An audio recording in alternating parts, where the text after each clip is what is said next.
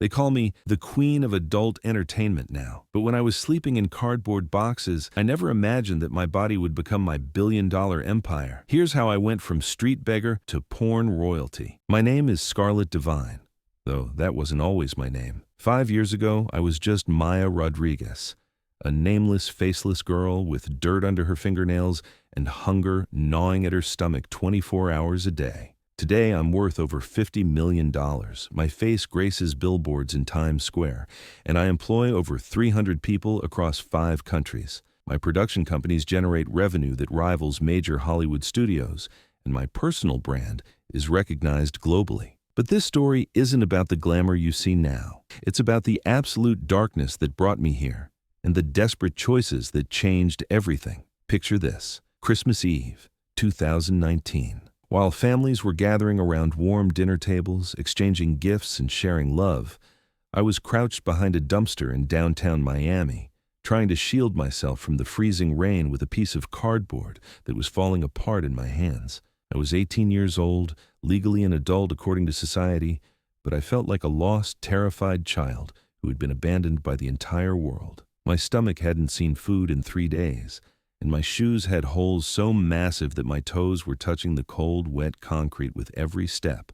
I remember staring up at the glowing windows of the high-rise buildings towering around me, watching shadows of people living lives I couldn't even begin to imagine. Rich people, successful people, people who mattered to someone, somewhere, people who had warm beds and full refrigerators and futures that extended beyond the next meal. I pressed my face against the cold brick wall of an alley and made a promise to myself that night. Whatever it took, however long it took, I would never, ever be invisible again. You see, I'd been living on the streets since the day I turned 18 and officially aged out of the foster care system. No family to call, no connections to leverage, no safety net to catch me when I fell. Just a crumpled high school diploma in my backpack and a naive belief that somehow the world owed me something better than this. I learned brutally quickly that the world owes you absolutely nothing. If you want something in this life, you have to be willing to take it, no matter the cost. Those first 6 months on the streets were pure hell. I tried everything society said I should try. Applied for fast food jobs that lasted exactly 2 weeks because I had no permanent address for the paperwork, cleaned office buildings for cash under the table that barely bought me a single meal, spent entire days walking from business to business, begging for any kind of work that would get me off the streets. When legitimate options ran out, I resorted to standing on busy street corners with a cardboard sign, begging strangers for spare change just to survive another day. The humiliation of that experience, having hundreds of people walk past you every day, looking through you like you're not even human, like you're just another piece of urban decay cluttering their perfect world. Some would throw coins at my feet without even slowing down, like I was some kind of street performer putting on a show for their entertainment. Others would lecture me about getting a job as if I hadn't tried everything possible. A few would call me lazy, worthless, a drain on society. Each word cut deeper than the last. But here's what changed everything. What set my entire life on a completely different trajectory. It was a Tuesday morning in March 2020, and I was sitting outside this gleaming 40-story office building in the financial district, hoping to catch some sympathy from the morning rush hour crowd. This woman walks by, probably in her early 30s, wearing a designer coat that probably cost more than most people make in 6 months, carrying a briefcase that screamed success and power. She stops dead in her tracks, looks down at me with these piercing green eyes, and instead of dropping coins like everyone else, she leans down close and whispers something that burned itself into my memory forever, something that would haunt and inspire me for years to come. She said, "Honey, you're far too beautiful to be wasting away out here like garbage. You have assets that could make you real money, serious money, if you just knew where to look and had the courage to use them." Then she handed me a thick, expensive business card, not for some legitimate corporate job, but for something called Platinum Entertainment Enterprises. At the bottom, in elegant small print, it said Adult Modeling and Premium Entertainment Services. I stared at that card for hours after she disappeared into the crowd. Part of me was deeply offended, angry that she'd suggest such a thing, that she'd looked at me and immediately thought of the sex industry. But the bigger part of me, the part that was exhausted from being hungry and cold and invisible for so long, started thinking seriously about what she'd said. I'd tried everything else the proper way. What did I really have left to lose at this point? That night, I found a public library that stayed open late and had free internet access. I spent hours researching Platinum Entertainment and the entire adult industry. What I discovered was a massive multi-billion-dollar business where women who knew what they were doing were making more money in a single month than I'd seen in my entire 18 years of life. But it wasn't just about the money that caught my attention. These successful women had real power, genuine influence, complete control over their own lives and careers in ways I'd never imagined possible. I spent the next week researching everything I could find about the industry, the business side, the legal aspects, the potential risks and rewards. I read interviews with successful performers who had transitioned into entrepreneurship, women who had built empires using adult entertainment as their launching pad. For the first time since hitting the streets, I felt something other than despair. I felt possibility. When I finally worked up the courage to call Platinum Entertainment, my hands were shaking so badly I could barely dial the numbers. The woman who answered had this smooth, professional voice that radiated confidence and success. When I nervously explained that I was interested in modeling opportunities, she didn't ask about my experience or my background or why I was calling. She just said, "Can you be here this Friday at 2 p.m. sharp for a comprehensive interview and consultation?"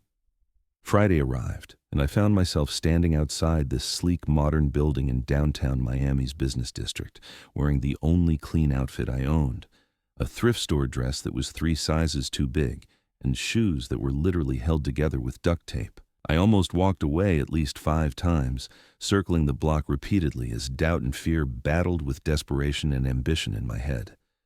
But then I remembered that woman's words echoing in my mind. "You're too beautiful to be wasting away out here." The interview was absolutely nothing like what I'd expected. The casting director, an elegant woman named Victoria Ashworth, was completely professional, straightforward, and brutally honest about every aspect of what the job would entail. She explained the industry from top to bottom, the expectations, the physical and emotional demands, the potential risks to my reputation and future, and most importantly, the incredible financial rewards that awaited women who approached it strategically. When she casually mentioned how much money I could potentially make from a single professional scene, I literally burst out laughing. I thought she was playing some kind of cruel joke on me. The amount she quoted for one day's work was more than I'd made in 8 months of begging, cleaning, and scraping for survival on the streets. But Victoria wasn't finished with her pitch.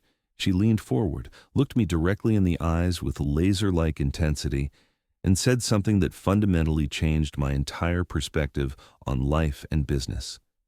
Listen carefully, because this is the most important thing you'll ever hear. This industry will either completely destroy you or make you incredibly wealthy and powerful beyond your wildest dreams. The difference between those two outcomes isn't luck, connections, or natural talent. It's entirely about whether you approach this as a helpless victim of circumstances or as a strategic businesswoman building an empire. So tell me right now, which one are you? I thought about that question for hours after leaving the interview. Was I going to remain a victim of circumstances beyond my control, or was I finally ready to take complete control of my own destiny? That night, spending what I knew would be my last evening sleeping in a 24-hour laundromat, I made the decision that would change everything. I wasn't going to be anyone's victim anymore. My first professional shoot was absolutely terrifying. I remember my hands shaking so violently I could barely hold the pen to sign the contracts and legal paperwork. My stomach was in knots. My mind was racing with doubts and fears, and I seriously considered running away right up until the moment the cameras started rolling. But then, something incredible happened. Something clicked deep inside me. It wasn't just about the physical performance or following directions.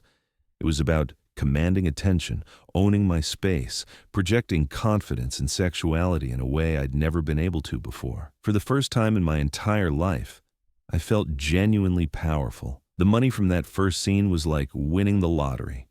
It bought me 2 weeks in a decent motel with hot water and cable TV, real food from actual restaurants instead of dumpster diving, and clothes that actually fit my body properly.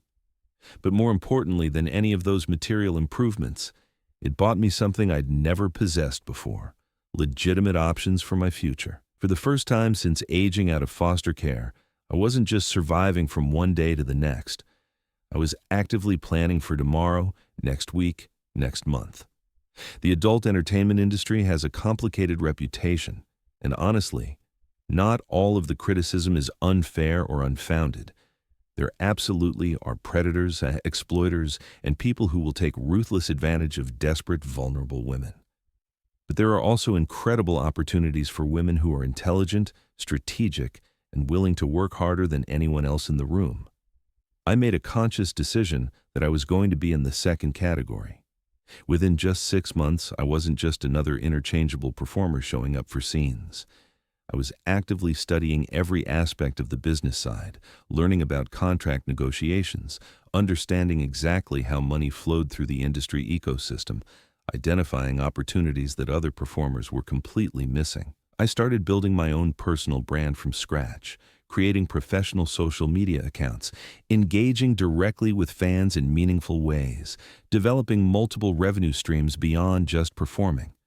While other women were simply showing up, doing their scenes, collecting their paychecks and going home, I was systematically building what would eventually become a multimedia entertainment empire. I spent my free time networking with producers, directors, agents, and other successful performers. I studied marketing, learned about digital content distribution, and started understanding the technology that was rapidly transforming the entire industry. The transformation wasn't just financial, it was a complete personal metamorphosis. The scared, hungry girl who used to beg for coins outside office buildings was systematically disappearing, being replaced by someone confident, strategic, and completely in control of her image, her income, and her future. I chose my stage name very carefully, Scarlett Divine, something that sounded powerful, memorable, aspirational, and slightly dangerous. By my first anniversary in the industry, I was earning more money in a single month than most college graduates make in an entire year. But I wasn't satisfied with just being financially successful. I wanted to completely revolutionize how the business operated. I started my own production company, began creating original content entirely on my own terms, and launched multiple innovative revenue streams that had nothing whatsoever to do with traditional performing. The real breakthrough came when I realized that modern adult entertainment wasn't just about producing content. It was about creating genuine connections, fulfilling fantasies, and providing experiences that people couldn't get anywhere else in their lives. I started offering premium subscription services, personalized messaging options, custom content creation, and exclusive virtual experiences. My fans weren't just passive viewers anymore. They were active customers, investors in the Scarlett Divine brand who felt personally connected to my success. 3 years into my career, I was making more money annually than most Hollywood actresses. I owned a luxury penthouse in Miami Beach, a mansion in the Hollywood Hills, a vacation estate in the Caribbean, and investment properties in 3 different countries. But the real victory wasn't the money or the real estate portfolio. It was earning genuine respect as a legitimate businesswoman who happened to work in adult entertainment. The irony of my situation wasn't lost on me for a single day. The same society that had completely ignored me when I was desperately begging on street corners was now absolutely fascinated by my success story. The same people who would have crossed the street to avoid making eye contact with me were now paying hundreds of dollars just for a few minutes of my personal attention through premium services. But success in this particular industry comes with unique challenges that most entrepreneurs never have to face. The social stigma is absolutely real and often devastating.